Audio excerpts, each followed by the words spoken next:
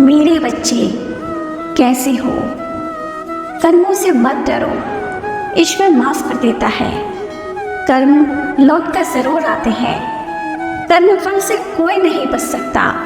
इस बात को इस कहानी के माध्यम से समझते हैं। प्राचीन काल की बात है। एक बहुत प्रसिद्ध नगर था जिसमें एक राजा रहता था। जैसे जैसे राजा बूढ़ा होता गया, उसकी रानियां उसकी उपेक्षा करने लगी। राजा अपनी रानियों की अपेक्षाओं को बर्दाश्त नहीं कर पाता था। वो चिंतित रहने लगा। एक दिन उसने अपने वैद्य को बुलाया और कहा, वैद्यराज, क्या आप मेरी खोई हुई जवानी को वापस कर सकते हैं? वैद्य ने सोचा, यह राजा तो बहुत मूर्ख है। वह फिर से जवान होना चाहता है, लेकिन नहीं जानता कि इस संसार में एक बार बूढ़ा हो जाने के बाद वह दोबारा जवान नहीं हो सकता। वैद्य ने सोचा, मैं कोई ऐसी तरकीब लगाऊंगा कि यह राजा मेरे ही जाल में फंस जाए। वैद्य ने राजा से कहा, राजन, मैं दवा तो तैयार कर सकता हूँ और मैं जानता हूँ कि आपको उस दवा से पूरी तरह से लाभ होगा, लेकिन इसके लिए कुछ शर्तें हैं जिन्हें आपको स्वीकार करना होगा और उनका पालन भी करना होगा। राजा ने पूछा, कौन सी शर्तें हैं?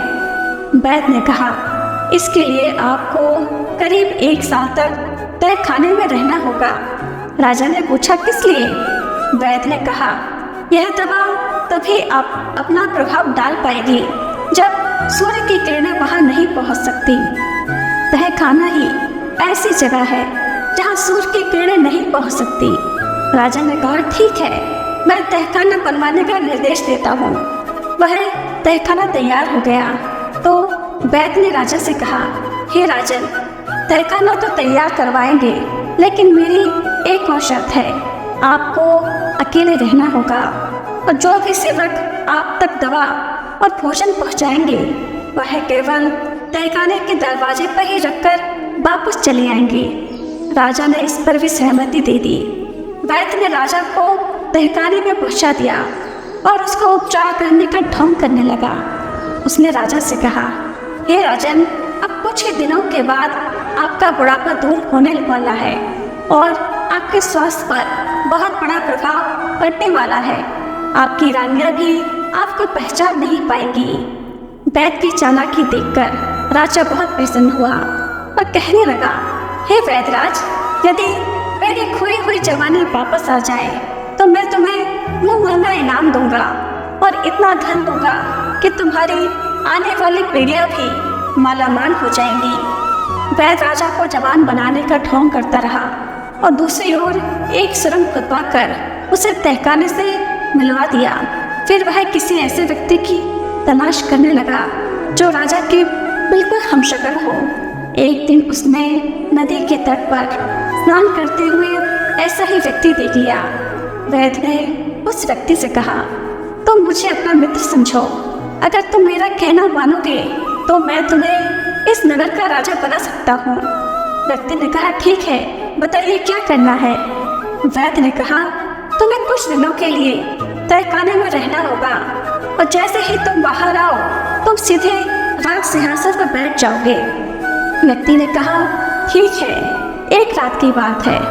वैद्य ने बूढ़े राजा के खाने में जहर मिला दिया और उसकी मृत्यु हो गई। वैद्य ने राजा की लाश को कंधे पर लाद कर सुरंग के रास्ते से बाहर निकाला और कुएं में फेंक दिया। फिर उसने उस व्यक्ति को तहखाने में लाकर बिठा दिया। जब उस व्यक्ति की दाढ़ी और मूछें बड़ी हो गई और वह राजा के जैसा दिखने लगा तो वैद्य ने उसे तहखाने से बाहर निकालकर सीधा राजभवन में पहुंचा दिया। वैद्य ने मंत्रियों और रानियों को बताया कि राजा फिर से जवान हो गए हैं। सभी लोग हैरान थे क्योंकि उनके हिसाब से राजा बूढ़ा एक जवान पुरुष दिखाई देने लगा था। वैद्य ने उस व्यक्ति का नाम भी बदल दिया और वह नया राजा राज का शासन करने लगा।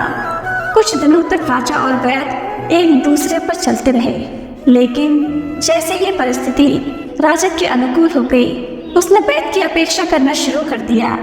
यह देखकर वैद्य बहुत दुखी हुआ और एकांत में राजा से कहने लगा, राजन, आपने तो सिंहासन प्राप्त करते ही मेरी उपेक्षा शुरू करना कर दिया है। राजा ने कहा, तुम्हारा भ्रम है। मैंने तुम्हें बताया है कि राजपद मुझे मेरे पूर्व जन्म के कर्मों के फल से मिला है। तुमने जो भी किया वह अपने स्वार्थ के लिए ही किया है।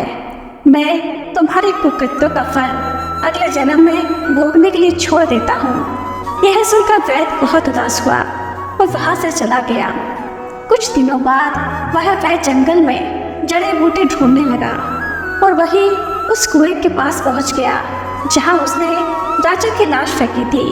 वहाँ एक सुंदर झाड़ी उगाई थी जिसके फूलों को वैद्य तोड़ने लगा। तभी उसका पैर फिसल गया और वह कुएं में गिर गया जहां वह भूखा प्यासा मर गया। दोस्तों, मनुष्य को अपने कर्मों का फल एक ना एक दिन भोगना ही पड़ता है।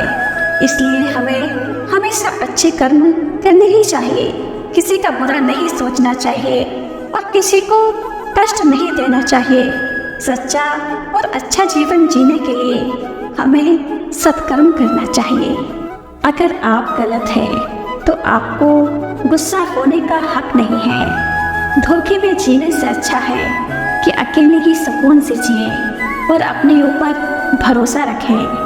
मजाक और पैसे का होना सोच समझकर करना चाहिए। जीवन से ही जीवन है, संघर्ष से ही जीवन है। इससे डरे नहीं, लड़ना सीखना है। एक बार नींद टूटेगी तो चलेगा, लेकिन कभी अपने सपने मत टूटने देना। जो करना है खुद करना है। वक्त के भरोसे बैठने से भी धोखा मिल सकता है। जीवन का एक नियम बनाए कि जो आपकी इज्जत नहीं करता उसके पास कभी न जाए। जीवन में कोई भी काम करने से पहले एक बार ईश्वर का स्मरण करना जरूरी है। अपमान नहीं, सम्मान करना सीखें। जिसकी जितनी परवाह करोगे उतनी तकलीफ पाओगे। जिंदगी 2 दिन का मेला है, एक दिन सब छोड़कर जाना है। समझदार व्यक्ति कभी बदले की भावना नहीं रखता, क्योंकि वह जानता है कि ईश्वर सही कर्म और समय का हिसाब लेता है। जीवन में किसी के साथ जबरदस्ती मत मांगना, वह खुद चलकर आए तो ही खुशी होती है। संगत का ध्यान रखें, क्योंकि सफलता अच्छे विचारों से आती है और अच्छे विचार अच्छे लोगों के संपर्क से आते हैं। या तो चुप रहें या ऐसे शब्द बोलें जो माँ से भी ज़्यादा कीमती हो। सत्य अपने लिए रखें, प्रेम और करुणा दूसरों के लिए करें। यही जीवन का व्याकरण है। एक बार एक साधु ने भगवान पर पूरा भरोसा किया, लेकिन जब बाढ़ आई तो लोग उसे बचाने नहीं आए।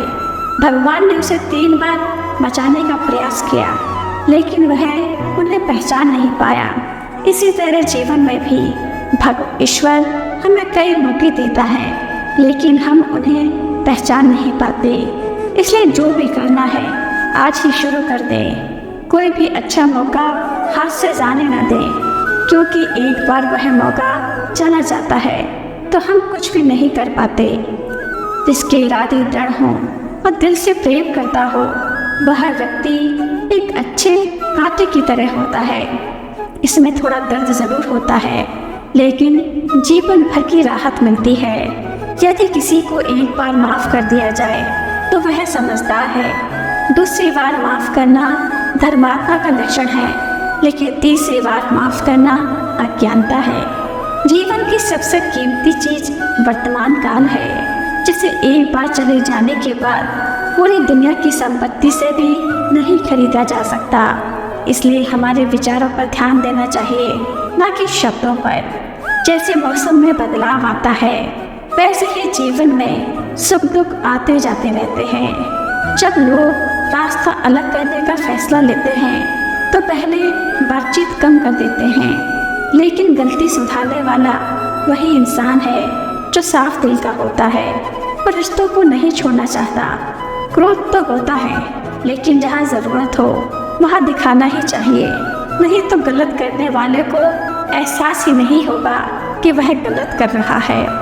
एक बात बिल्कुल सच है कि नए लोगों के साथ हम खुश हो सकते हैं, लेकिन जब दिल दुखता है तो पुराने की याद आती है। हर चीज़ की मरम्मत हो सकती है, लेकिन एक बार विश्वास टूट जाने पर वह कभी वापस नहीं जुड़ता। माफ़ी के हकदार गलती करने वाले होते हैं, चालाकी करने वाले नहीं। जीवन भर खुश रहना है तो खुद को ऐसा बना लो कि कोई आपके साथ हो ना हो। आपको किसी चीज़ का दुख नहीं होना चाहिए। रात जितनी काली होती है, तारे उतने ही चमकीले होते हैं। दुख जितना गहरा होता है, ईश्वर उतना ही करीब होता है। माफ़ी के हकदार गलती करने वाले होते हैं, चालाकी करने वाले नहीं। जीवन भर खुश रहना है तो खुद को ऐसा बना लो कि कोई आपके साथ हो ना हो। आपको किसी चीज़ का दुख नहीं होना चाहिए। रात जितनी काली होती है, तारे उतने ही चमकीले होते हैं। दुख जितना गहरा होता है, ईश्वर उतना ही करीब होता है। कभी उसको नज़रअंदाज ना करो जो तुम्हारी परवाह ना करता हो।